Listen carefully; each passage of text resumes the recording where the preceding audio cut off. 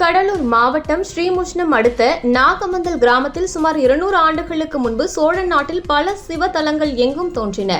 அதேபோன்று நாகமந்தல் கிராமத்தில் குளத்தங்கரையில் ஸ்ரீ நாகலிங்கேஸ்வரர் தானே தோன்றியதாக கூறப்படுகிறது. இதில் வாரந்தோறும் ஸ்ரீ நாகேஸ்வரருக்கு பூஜை செய்து வந்த நிலையில் கடந்த 50 ஆண்டுகளுக்கு மேல் பராமரிப்பின்றி கிடப்பில் போடப்பட்ட நிலையில் தற்போது ஊர் பொதுமக்களால் கோவிலை புதுப்பிக்க நிலையில் கடந்த 10ஆம் தேதி கணபதி ஹோமம், தனலட்சுமி ஹோமம், நவகிரக ஹோமம், பூர்ணாஹீதி தீபாராதனை தொடங்கியது.